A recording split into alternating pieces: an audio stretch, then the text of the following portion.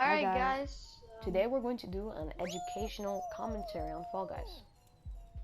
Yeah. It's going to be tips and tricks for each Fall Guys level and stage, including some of the finals.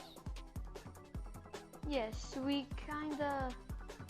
told you on the COD video that Fall Guys video might be coming out soon, and this is it. Yep. We're two pretty solid Fall Guys players. So like we're horrible. Okay. In Hit Parade, your main goal is to qualify first, because it's a race, obviously. In the beginning, I find it better to just drop down, because if you go on the top, it's actually slightly shorter. I'll show you what I mean. Because if you drop down, you get like this slide boost. Well, that didn't really come out too well there. And you could just kind of go ahead of the people on top. As you can see, over here, you gotta try following the pack.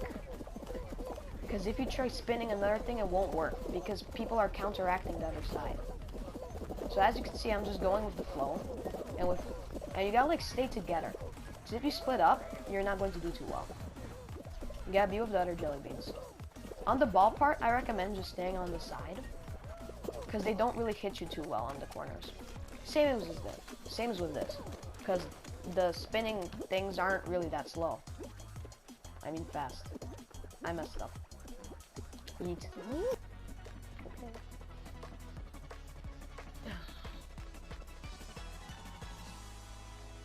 Next up is Tundra Run.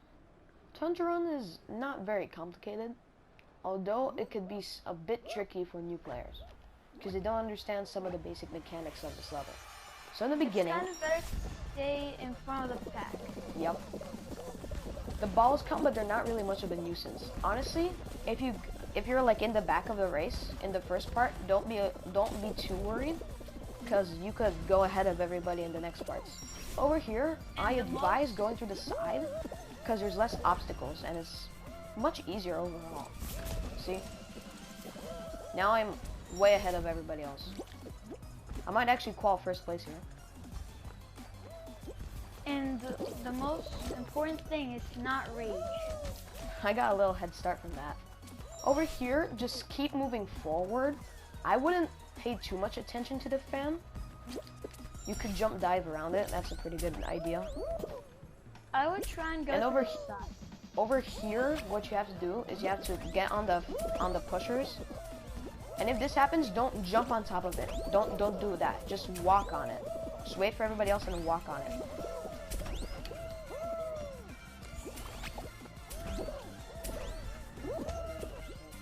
And a very important thing is to not. So next up is Soundcloud. On this, there's a lot of shortcuts that you can do, and they're much easier than you think. So first off, on here, you can jump on the first yellow bouncer or on the second yellow bouncer to get a head start of everybody. On here, you time it perfectly and hope the pushers don't push you. Here you jump over the sticks, pretty obvious. Here, on the first pusher, you make sure you time it perfectly and go when the pusher hits the end of the floor.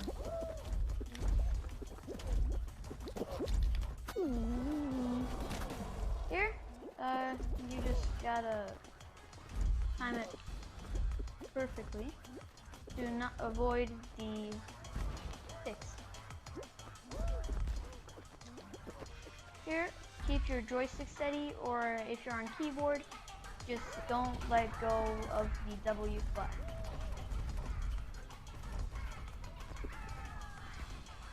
That's pretty easy, I don't need to explain it. Here, you go when the pusher is not next to you. Anytime here, same with the other yellow pusher. Just that it doesn't push you on one side. Be careful with the balls, how I just got hit. here is pretty much like Hit Parade, how Kalinan in fact explained it. Alright, so for Doordash, your strategy is to risk it, but not risk it too much. Because if you go completely overboard, you're not going to qualify. But if you go completely safe, you're definitely not going to qualify. So do what I do. In the beginning, fine, just risk it. If it doesn't turn out, you can just follow the rest of the pack. After the first wall, if you have made the jump, good. Stay at the front. But if you haven't, then follow the rest of the pack. Try to jump dive over here, because it makes it so that you could cross it easier. But if there's less people, jump diving really isn't necessary. As you can see, I messed up my jumps pretty badly, so I'm just following the middle of the path. In Doordash, as long as you're not in the back, it's fine. You're probably gonna qualify. So as you can see, I'm doing decently well. And I'm gonna qualify. Just like that. That's Doordash in a nutshell. Okay guys, this is Dizzy Heights, the new version in fact. So, on Dizzy Heights you just gotta go with the flow and not mess up your jumps. On the first part, it's best to not jump through the spinners, sorry. Because if you not jump, it's most likely to get you in front of the pack. Here, avoid the balls. When there's two balls coming at you from both sides you want to go to the other side so you can have more space and go to the front more easily.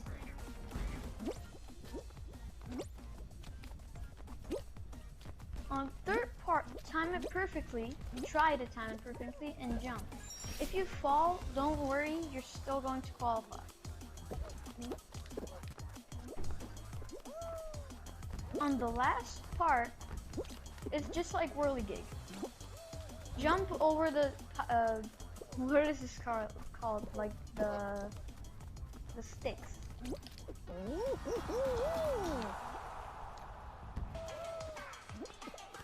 On here, try to go to the direction the spinners are going.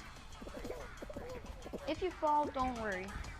So on Skyfall, try to go to the smallest hoops because they give more points. For example, that golden hoop that you see, try to go through that hoop. But the white hoops don't. The bigger the hoop is on the white hoops, gives more points. It's kind of confusing.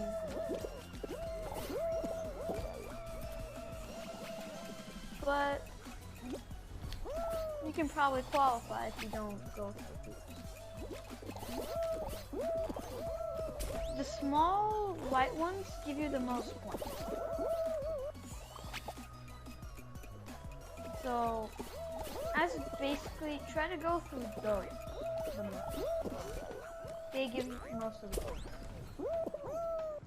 And try to be fast for it because a lot of people are. Okay, next up is rock and roll. For rock and roll, in the beginning, you want to try pushing your team's ball. Resort to griefing towards the end. But in the beginning, it's very important to push the ball. Because the more people are on the ball, the faster it moves. So do exactly what my team is doing. In the beginning, push the ball as a unit together. Because the more the better. Once you start going down, if you're first, keep pushing. If you're second, keep pushing.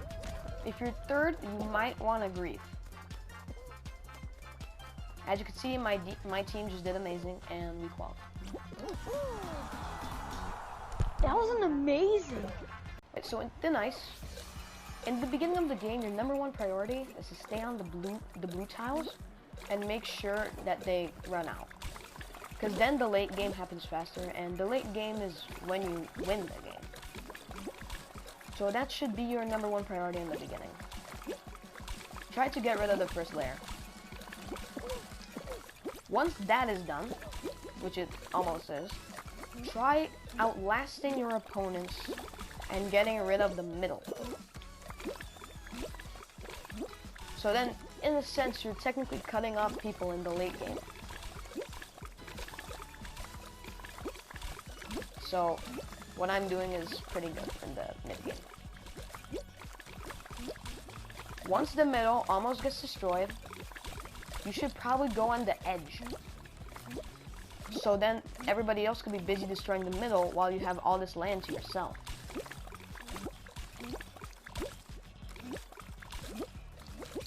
If you see that your edge is starting to run out of tiles, move to another one.